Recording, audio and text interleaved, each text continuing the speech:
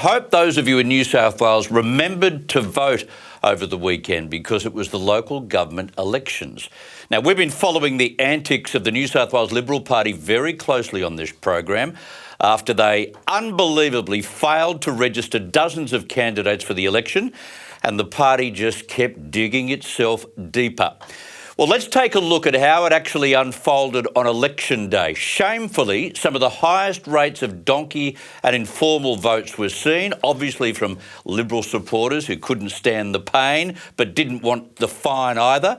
But one party that came away in the green was the Libertarian Party.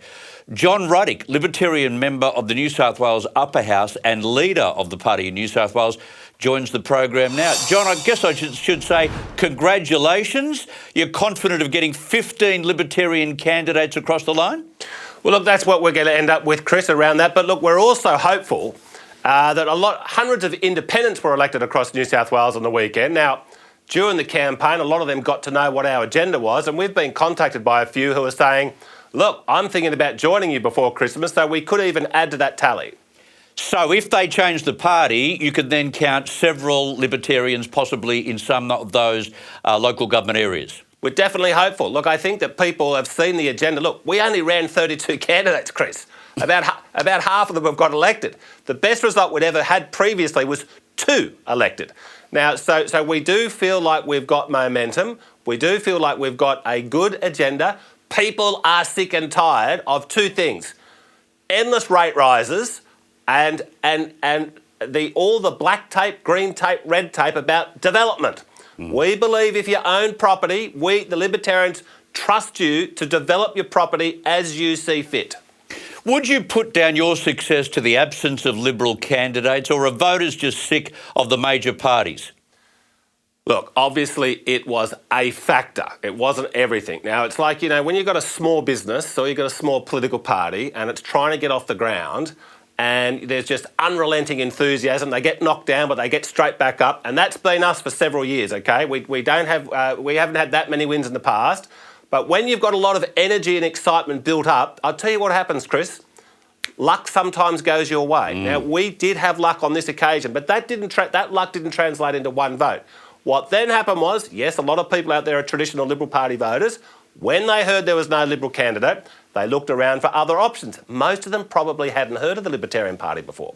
But then they read our manifesto and they thought, I like these guys. A lot of them said I like them better than the Liberal Party. And I'll give you this is one example of a few like this. On the Mid-Coast Council, which is around Taree, 3 years ago, the Liberals did contest it and they got 13% of the vote. The Liberals did not contest it this weekend because of the nomination problem. The Libertarians did contest it and we got 26% of the vote. We came first. Whoa. So we've doubled the Liberals. So yes, it helped that people looked around when there was no Liberal candidate. They liked what they see. Similar things happen in other councils. So yes, luck went our way. Luck does go the way for people with a lot of energy and enthusiasm, which we like to think is us. And I think we've now capitalised on it. But you're likely to turn away with, 50% success rate from the elections that you contested. That is quite extraordinary. And I guess this is one of the reasons why the Liberal Party members are so upset that the Liberal Party stuffed up the nominations, because what transfers out of local government representation are seats in the state parliament, right? Look, it's very often, I'd say something like half of the members of the New South Wales Parliament started off in local council, and It is a good training ground. You get to understand processes and legislation, etc., and just how the mechanics of things work.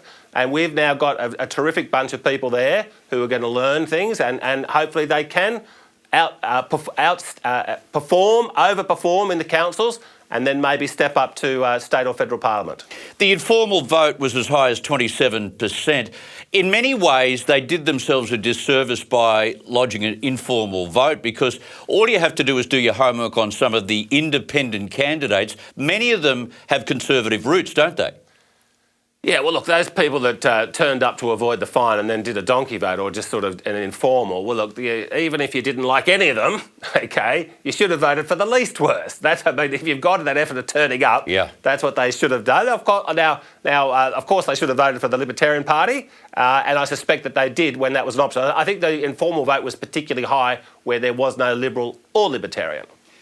Is the turn-off against Labor candidates any kind of indication of what might come in 2025, do you think? Look, putting aside our result, which of course is the most important result, but putting that aside, okay, it was a very, very mixed election across the state. You know, the Greens went backwards in the eastern suburbs, and, you know, we know why that's the case. You know, all the Greens with their, you know, wanting to get involved with Hamas, etc. Liberals did okay in a few areas, in Ryde and Liverpool. So, you know, it just shows you a good local grand campaign can help. Labor was all over the place. So it doesn't... Look, I think that Chris Minns is, you know, still going, you know, reasonably popular, but Albanese is very unpopular. So it is hard to read into it what the results mean for Labor. And finally, for those who did vote your candidates in local government, are you intending to stick to roads, rates and rubbish? Well, we want to be pro-development. We want to get rid of the bureaucracy. There's so much zoning laws and planning laws, and it bogs everything down. This is why we've got a housing crisis. All the NIMBYs in the local council. Okay, so we want to get rid of all the woke BS that's throughout council, all the COVID stuff. They're still doing COVID art in some of these councils, Chris. All the climate alarmism. Okay, all the sorry days and everything. We want to get rid of all that crap. And we want to get back to basics. We want to really cut rates. The Liberal Party talks about cutting rates and cutting waste. When the Libertarians say it, we really, really mean it. We really want to go through and slash things. Well, you're on a roll. Congratulations once again, John Ruddick. Thanks so much, Chris. John Ruddick, the leader of the Libertarian Party in the state of New South Wales.